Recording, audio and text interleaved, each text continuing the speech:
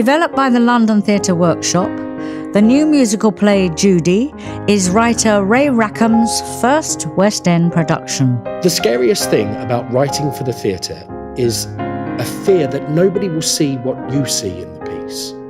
Nobody will find what you find interesting. Judy is a non-linear musical using the extensive back catalogue of Broadway and Hollywood songwriting royalty, from Gershwin to Yip Harburg, Richard Rodgers to Harold Arlen. Its commercial appeal lies in its unusual narrative and the world's fascination with the acclaimed singer and actress Judy Garland. But developing this new musical play meant confronting the stark economic reality of the London Fringe. The London Fringe theatre scene is a very harsh and handmade environment. Every single thing is designed, constructed, pieced together for that particular show, and there are no economies of scale or technology. I mean, in some cases, things are begged, borrowed, and stolen for that particular show. Now, we had a succession of micro miracles performed during our first run because so many of the design team, the designers, the creatives behind it just fell in love with not only the piece, but also with Judy. Judy was first workshopped at the London Theatre Workshop in the autumn of 2014 under its original title, Through the Mill. We were involved in the original workshop. In fact, I think we're the only two. There is Belinda. Oh yes, Belinda. Like actors Don Cotter and Joe Sheffer, who play MGM movie mogul Louis B. Mayer and Judy's father Frank Gum, respectively, actress Belinda Wollaston has also been with the piece since the first workshop in 2014. Belinda is one of the three actresses who play the legend that is Judy. When Ray first asked me to read for the part of Palace Judy, I was incredibly nervous because, I mean, it's a big ask, and it's a huge honour to even be asked to play Judy Garland. I mean, her voice, the fascinating history, the legacy. I wasn't even sure I could pull it off. We sat in London Theatre Workshop in a semicircle with Ray at one end reading the stage directions, and I think almost after the first scene we knew we had something special. Oh, it was really exciting. And in fact, I didn't realise at the time that the three Judys in the piece would overlap.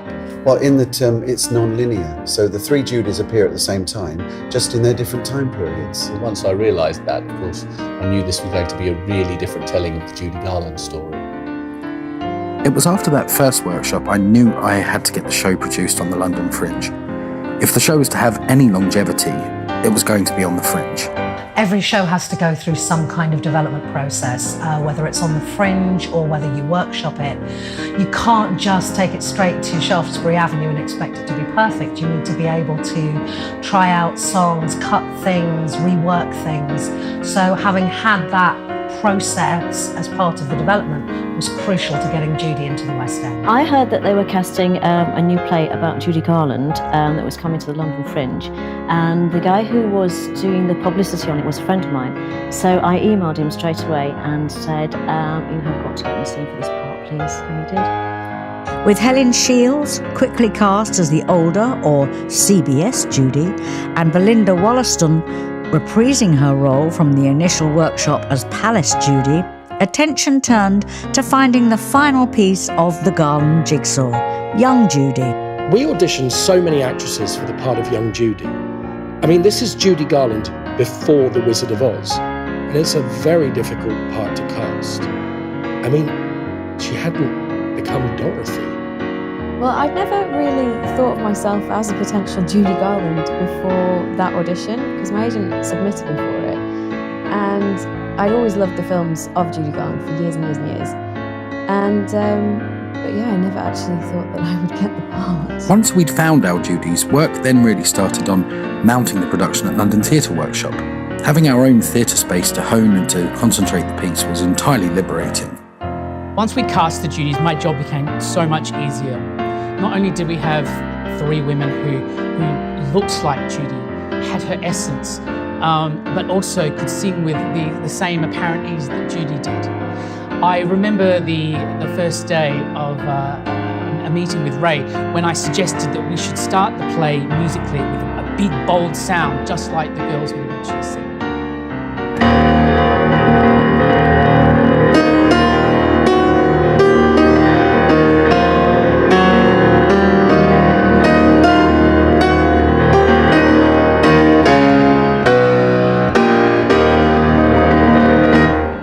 The song Over the Rainbow has this octave leap, and not everybody has the ability to sing it so easily, but luckily we found 3 women who could. After a successful run at the London Theatre Workshop in 2015, the show, still titled Through the Mill, was quickly picked up as a highlight of the 2016 summer season at the highly respected Southwark Playhouse. The whole journey throughout the 2 productions, both at London Theatre Workshop and at the Southwark Playhouse, was about gathering information. It was about processing that information. It was about listening to what the audiences had to say. It was about listening to our own instincts and our own judgments. And then asking the ultimate question, where do we now take this show?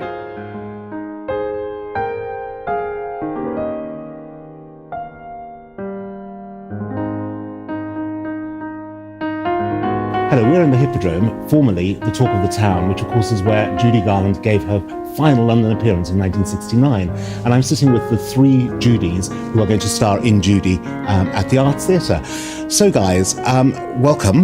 Thank you. Tell me your first memories of Judy. It has to be The Wizard of Oz. I think that's the initial get-in for everyone, because it's on every Christmas and you associate it with so much joyfulness and happy times. So when you came into this, what attracted you to doing this piece?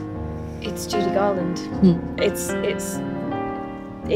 to play an icon and to be able to sing the songs and to wear the costumes. You get to see bits of her life that you may not know about, especially CBS. There's a lot of stuff about the CBS years that I personally didn't know about, and her struggle. And obviously, with my character Palace Judy, there isn't a lot of footage back in that from that time in her life. So, for me, I feel incredibly honoured to be able to bring her to life at that time. Palace Judy, of course, is the Palace Theatre on Broadway, which is where she appeared. Where she brought vaudeville back to Broadway and won a Tony Award. So what's your favourite Judy Garland track? And what's the favourite one you sing? The favourite one I sing, Zing Went the Strings of My Heart, because it was her audition song to become, to sign with MGM. I love doing the Palace medley, which was a song that Roger Edens wrote for Judy. It was a really lovely duet, I think, between the past and the future, and that's definitely one of my favourite numbers to do in the show. And yours? Almost Like Being in Love, which I start and then the other Judys join in and then I finish. That's my favourite one. What have you guys learnt about Judy that you didn't know before? Her generosity is definitely something that I've taken a lot from this experience. Really funny, really funny, and always willing to make a joke out of herself, and she was such a warm person, so I think that's what I love. So it's 2 years that you've been with the show so far, and we've got a 5-week run at the Arts? Yes, we do. It's 5 weeks, starting on the opening on the 16th of May and closing on the 17th of June. So it's a lovely little run. And 8 shows a week, and then 1 week we have 9 shows. The show spans quite a long period, from young Judy to CBS Judy. So how many years is that in all? I cover from when she was 12 to when she was 16, so just before she did the Wizard of Oz. So I cover a number of years, and the reason is because those were. It's good to root the development. You can see the development of the characters if you can see her journey and how it all kicked off. I cover 2 days of her life leading up to the Palace Theatre, but what I do get to do is talk about the past a lot. And I think Palace Judy does cover a lot of the past during that time. But basically, it's just written for me 2 days leading up to opening, the reopening of the Palace Theatre. And all my scenes are with Sid Luft. And then you take over? So it was 63 when she made the TV, it's 62, 63, and she was 41 at the time. So we go from 12 to 41, so 29, 30 years. And there are times when you're all on stage together, so you've got all these 3 versions and existing side by side. It's very poetic as well, because you can see the ghosts of,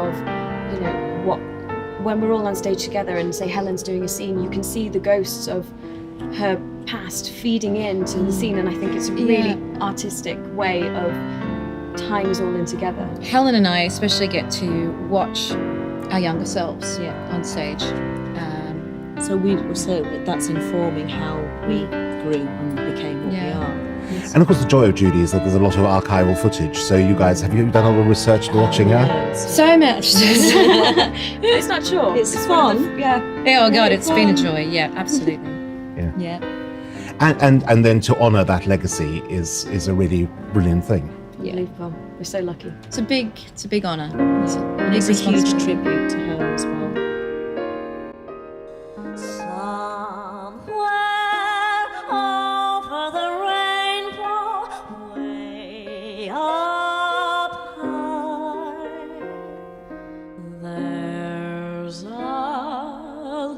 That I heard of once in a lullaby.